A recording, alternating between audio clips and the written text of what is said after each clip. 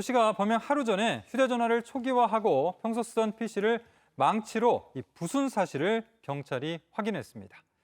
지난 21일 서울 신림동에서 무차별 흉기 난동을 벌인 조 씨는 한 명을 살해하고 3명을 다치게 했습니다.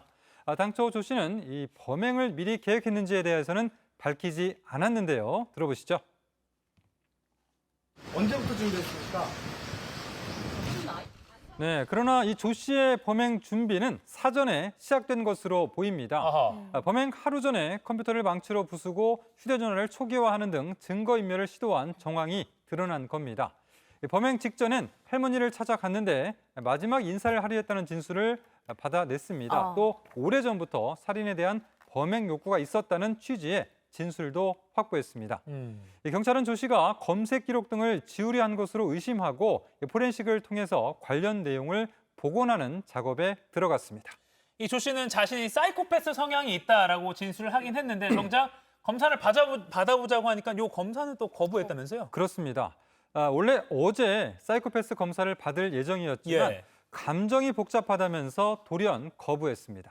조 씨는 최근 5년간 정신질환으로 치료받은 적은 없는 것으로 확인이 됐는데요. 아하, 치료 전력은 없군요. 네, 조 씨는 체포된 후 경찰 조사 과정에서 수시로 진술을 번복하고 있습니다.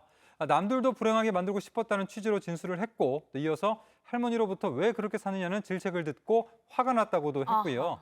이 마약성 진통제인 펜타닐을 복용했다고 주장을 했다가 또 이를 또 번복하기도 했습니다. 경찰은 조 씨가 결국 미리 범행을 저지를 마음을 먹고 공격 대상도 정해둔 계획 범죄로 보고 있습니다. 그렇게 볼 수밖에 없는 근거들이 좀 속속 나오고 있는 것 같은데 네. 이 또래에게 열등감을 느낀 게 범행 동기라는 얘기도 나왔다고 하더라고요. 그러니까 네. 오랫동안 자기보다 키가 크거나 잘생기거나 돈을 많이 버는 또래에 열등감을 갖고 있었다 이런 취지로 말을 한 건가요? 네. 다만 이제 경찰이 그런 내용들의 얘기들이 계속 나오고 있는데요.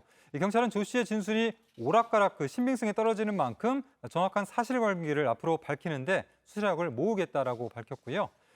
또 이 신상정보 공개심의위원회를 이제 열리는데요. 오늘 공개 결정이 나면 경찰은 즉시 조 씨의 얼굴과 이름, 나이 등을 공개할 것으로 예상이 됩니다. 네, 오늘 오후에 회의가 있다고 하니까 아마 즉시 오후에 결정이 나올 것 같습니다. 네. 그 사이코패스 검사 받고 안 받고가 뭐가 중요하냐? 이미 잔인한 범죄 저질렀는데 강하고 엄하게 처벌하라 이런 누리꾼들의 반응이 아주 많더라고요.